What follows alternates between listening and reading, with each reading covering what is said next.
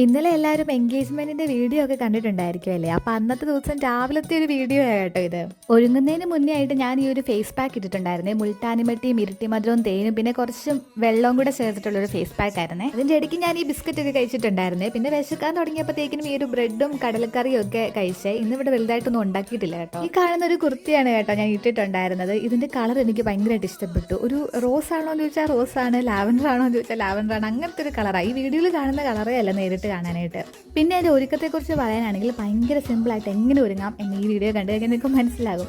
കൊച്ചു കുട്ടികൾ വരെ എന്നെക്കാൾ നന്നായിട്ട് ഒരുങ്ങുമെന്ന് എനിക്ക് തോന്നുന്നത്. ഇന്നേരം ഞാൻ ഫേസിൽ സൺസ്ക്രീനാണ് അപ്ലൈ ചെയ്തത്. പിന്നെ ഈ തേക്കുന്ന ഒരു ക്രീം ഇതെനിക്ക് ഡോക്ടർ പ്രിസ്ക്രൈബ് ചെയ്തേക്കുന്നത്. പക്ഷേ ഇത് ഫേസിൽ അപ്ലൈ ചെയ്യുമ്പോൾ നല്ലൊരു ഗ്ലോ കിട്ടും. ഞാൻ ഈ വീഡിയോ രാവിലെ വോയിസ് ഓവർ കൊടുക്കുന്നത് കാരണം നിങ്ങൾക്ക് നല്ല കിളികളുടെയും ചീവീടിൻ്റെ ഒക്കെ സൗണ്ട് കേൾക്കാൻ പറ്റും. ചീവീട് എന്തിനാ ഇപ്പം കരയുമെന്ന് എനിക്കറിയില്ല. രാത്രിയല്ലേ സാറിന് കരയേണ്ടത്. ഞാൻ ഡ്രസ്സിന് ചേരുന്ന ഒരു രീതിയിലുള്ള ഐഷാഡോ കേട്ടോ ചൂസ് ചെയ്തിട്ട് അപ്ലൈ ചെയ്യുന്നത്. അതൊരു പിങ്ക് കളറിൽ തന്നെ പല വെറൈറ്റി ആ പാലറ്റിലുണ്ടായിരുന്നു. അപ്പം ഞാൻ എല്ലാം കൂടെ മിക്സ് ചെയ്തിട്ടൊക്കെ തേച്ച് വെച്ചു. ഒരു ഗിൽറ്റർ ആയിട്ടുള്ള ഐഷാഡോ വേണ്ട എൻ്റെ ഇരിക്കുന്നത്. അപ്പം അതിൻ്റെ ഒരു രസമൊക്കെ ഉണ്ടായിരുന്നു. പിന്നെ കണ്ണെഴുതുന്നത് എനിക്ക് കണ്ണെഴുതണമെങ്കിൽ കണ്ണാടിയുടെ ഫ്രണ്ടിൽ പോയി ഇങ്ങനെ നിൽക്കണം, അല്ലെങ്കിൽ ശരിയാവത്തില്ല. ഫോണിൽ നോക്കി എനിക്ക് ചെയ്യാനേ പറ്റുന്നില്ലായിരുന്നേ. പിന്നെ ഞാനിപ്പം ഒരു കണ്ണ് എനിക്ക് ശരിയായിട്ട് വന്നു, മറ്റേ കണ്ണ് പോയി. അപ്പോൾ പിന്നെ ഫുൾ എല്ലാം കൂടെ ഒന്നുകൂടെ തൂത്ത് ഞാൻ ഒന്നുകൂടെ പോയിട്ട് കണ്ണാടി നോക്കി എഴുതിക്കൊണ്ടാവുന്നത്. രണ്ട് ഈ ഒരു വൈപ്സ് വെച്ച് ഞാൻ എല്ലാം ഓൾറെഡി തൂത്ത് കളഞ്ഞതാണ്. പിന്നെ ഒന്നുകൂടെ ഐഷാഡോയും കാര്യങ്ങളൊക്കെ ഒന്നുകൂടി ഇടുമായിരുന്നു. അല്ലെങ്കിൽ ധൃതി പിടിച്ച് ഒരുങ്ങുമ്പോൾ ഇങ്ങനെയാണ് കേട്ടോ. ഇപ്പോൾ ഇവിടെയുള്ള എല്ലാ റൂമിലും കണ്ണാടി ഫ്രണ്ടിൽ ഓരോരുത്തരുള്ളത് കാരണം ഞാൻ ഹാളിലിരുന്ന എല്ലാം ചെയ്തുകൊണ്ടിരുന്നത്.